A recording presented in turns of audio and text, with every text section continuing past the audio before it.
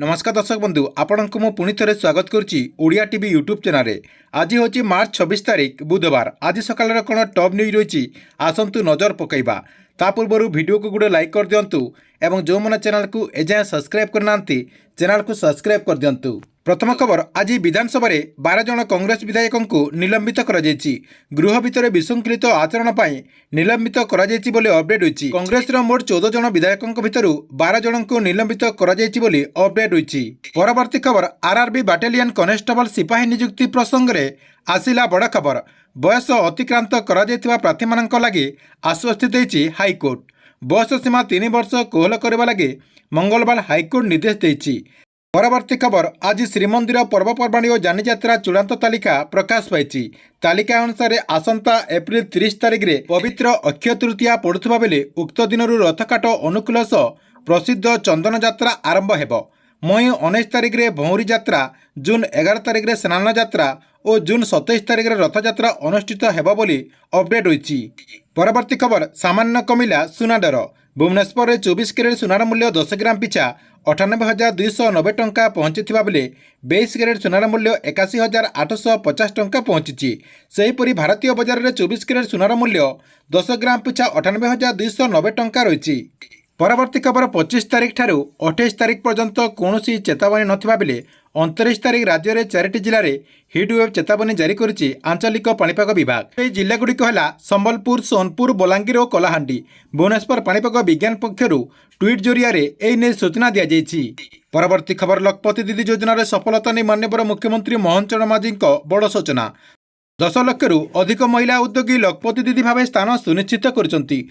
रे महिला सशक्तिकरण दिगरे एक जुगंतकारी सफलता बोली माननीय मुख्यमंत्री मोहन चरण मांझी एई नै जहाँकि सूचना देइचंती। परवर्ती खबर, दिल्ली हटिब बस्ती जुग। तुमे शीर्ष महल निर्माण करइलो आमे गरीब मानक पई घर निर्माण करिबु। आमे बस्ती बासिंदा पई शौचालय एवं स्नानगार निर्माण करिबु। बजेट रे बड़ घोषणा करचंती रेखा गुप्ता सरकार। एथिपई स्वतंत्र बजेट आनिचंती दिल्ली सरकार। बजेट रे बस्ती एवं जेजी कॉलोनी रोहुतिबा लोकमानक पई एक बड़ उपहार देचंती दिल्ली सरकार बोली अपडेट होईछि। खबर, काम ठकुवा सरकारी अधिकारी और कर्मचारी हेबे विदा। कार्य रे अवहेला सहित सचेतनता अभाव थिबा अपारगत अधिकारी और कर्मचारी विरोध में नियाजिब काड़ा कार्यानुष्ठान। प्रकृत अवसर तारीख पूर्व चाकरी हेबे बहिष्कृत। एने साधारण प्रशासन और साधारण अभियोग विभाग सर्कुलर कड़ाकड़ी भाव पालन करने निर्देश देते मुख्य शासन सचिव मनोज आहूजा। परवर्ती खबर, महाप्रभुंक रथयात्रा चली प्रस्तुति। रथयात्रा बरगढ़ पुरी को जीव रथकाठ बोली अपडेट होती। बरगढ़ में पुरीर श्रीमंदिर 5 जणिया टीम जांच करने आइछंती। परवर्ती खबर, माननीय प्रधानमंत्री नरेंद्र मोदी मार्च 30 तारिख में नागपुर में राष्ट्रीय स्वयंसेवक संघ आरएसएस मुख्य कार्यालय परिदर्शन करेंगे बोली अपडेट होती। परवर्ती खबर, कामाख्यानगर रेंगुला गाँव में दुर्घटना 3 जन मृत्यु होता घटना को नहीं माननीय मुख्यमंत्री मोहन चरण मांझी दुख प्रकाश करछंती एवं अनुकंपा राशि घोषणा करछंती। मुख्यमंत्री रिलीफ पांठी 4 लाख टंका लेखा सहायता घोषणा करछंती। परवर्ती खबर, विद्युत उपभोक्ता मानक पई खुशी खबर। एणिकी बढ़िबनी आ बिजली दर अपरिवर्तित रहिब। 2025-26 आर्थिक वर्ष पई साधारण उपभोक्ता पई कौन दर वृद्धि करा नाही बोली अपडेट होईछि। जो उपभोक्ता माने स्मार्ट मीटर व्यवहार करुचंती एवं 2 किलोवाट विद्युत शक्ति व्यवहार करुचंती सेमानक पई मीटर दर छाड़ करा जिवो बोली अपडेट होईछि।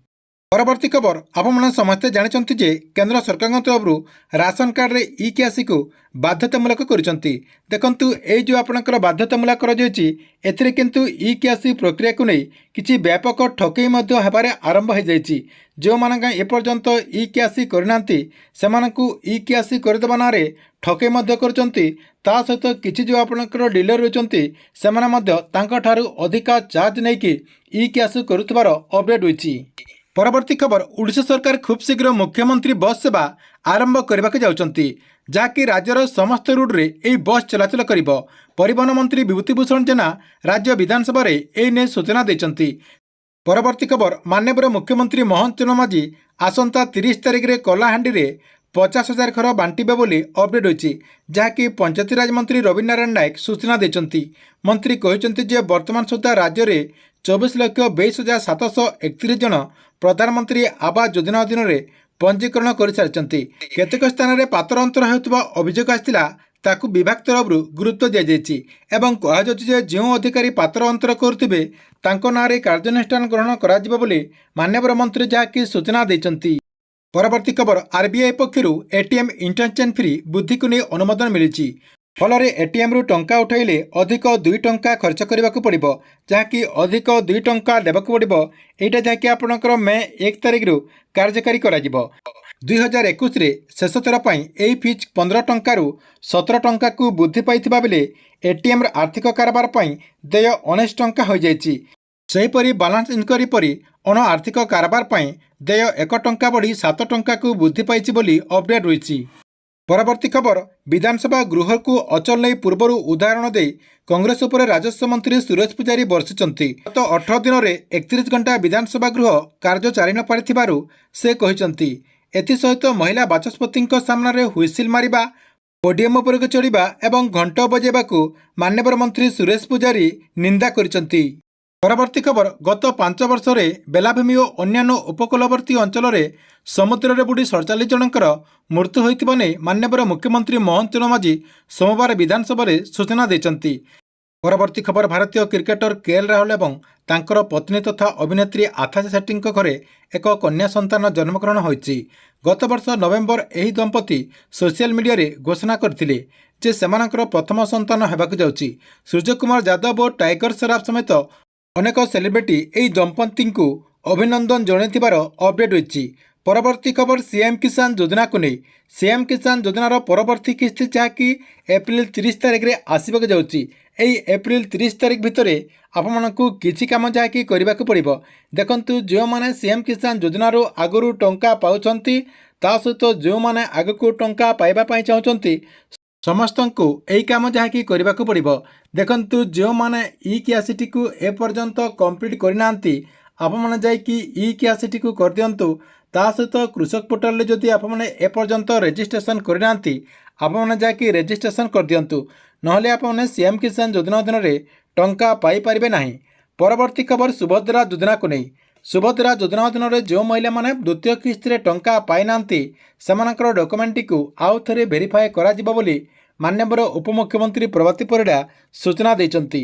ସେଥିପାଇଁ ଯେଉଁମାନେ ବି ସୁଭଦ୍ରା ଯୋଜନା ଅଧୀନରେ ଦ୍ୱିତୀୟ କିସ୍ତିର ଟଙ୍କା ପାଇନାହାନ୍ତି ସେମାନେ ଯାଇକି ତାଙ୍କର ସବୁ ଡକୁମେଣ୍ଟଟିକୁ ରେଡ଼ି କରି ରଖିଥାନ୍ତୁ। କାହିଁକିନା ସରକାରୀ ଅଧିକାରୀ ଆପଣଙ୍କ ଘରକୁ ଯାଇକି ଆପଣଙ୍କର ଡକୁମେଣ୍ଟଟିକୁ ଭେରିଫିକେସନ୍ କରିବେ। ମାର୍ଚ୍ଚ 31 ତାରିଖ ପରେ ଡୋର୍ ଟୁ ଡୋର୍ ଆପଣଙ୍କ ଘରକୁ ଯାଇକି ଆପଣଙ୍କର ଡକୁମେଣ୍ଟଟିକୁ ଭେରିଫିକେସନ୍ କରିବେ। ସେଥିପାଇଁ ଆପଣଙ୍କର ଯେଉଁ ଡକୁମେଣ୍ଟ ରହିଛି ସେହି ଡକୁମେଣ୍ଟଟିକୁ ସଂଗ୍ରହ କରିକି ରଖିଥାନ୍ତୁ। ପରବର୍ତ୍ତୀ ଖବର, ପ୍ରଧାନମନ୍ତ୍ରୀ ଆବାସ ଯୋଜନାକୁ ନେଇ। ପ୍ରଧାନମନ୍ତ୍ରୀ ଆବାସ ଯୋଜନାର ଖୁବ୍ ଶୀଘ୍ର ନୂଆ ଲିଷ୍ଟ ଆସିବାକୁ ଯାଉଛି, ଯାହାକି ମାର୍ଚ୍ଚ 31 ତାରିଖ ପରେ ପ୍ରଧାନମନ୍ତ୍ରୀ ଆବାସ ଯୋଜନାର ନୂଆ ଲିଷ୍ଟ ଆସିବାକୁ ଯାଉଛି। ସେଥିପାଇଁ ଯେଉଁମାନେ ବି ପ୍ରଧାନମନ୍ତ୍ରୀ ଆବାସ ଯୋଜନା ଅଧୀନରେ ଘର ପାଇବା ପାଇଁ ଯୋଗ୍ୟ ଅଟନ୍ତି ଆପଣମାନେ ଜଲ୍ଦି ସର୍ଭେ କାମଟିକୁ କମ୍ପ୍ଲିଟ୍ କରିଦିଅନ୍ତୁ। ପରବର୍ତ୍ତୀ ଖବର, ଆଉ କମ୍ ଦିନ ଭିତରେ ଅନ୍ତର୍ଦୟ ଗୃହ ଯୋଜନାକୁ କାର୍ଯ୍ୟକାରୀ କରିବାକୁ ଯାଉଛନ୍ତି ମାନ୍ୟବର ମୁଖ୍ୟମନ୍ତ୍ରୀ ମୋହନ ଚରଣ ମାଝୀ। ଆସନ୍ତା 30 ତାରିଖରେ କଳାହାଣ୍ଡିରେ ଏହି ଯୋଜନାକୁ ଶୁଭାରମ୍ଭ କରିବେ ବୋଲି ଅପଡେଟ୍ ହୋଇଛି। ଠିକ୍ ଅଛି, ଏଥିଲା ଆଜି ଦିନର କେତୋଟି ବଡ଼ ଖବର। ଆପଣମାନଙ୍କୁ ଭିଡ଼ିଓ କେମିତି ଲାଗିଲା କମେଣ୍ଟ ବକ୍ସରେ ନିଶ୍ଚୟ ଗୋଟେ କମେଣ୍ଟ କରନ୍ତୁ ଏବଂ ପ୍ରତ୍ୟେକ ଦିନ ଏମିତି ବଡ଼ ଖବର ଦେଖିବାକୁ ଚାହୁଁଥିଲେ ଏହି ଚ୍ୟାନେଲଟିକୁ ଆପଣ ରେଗୁଲାର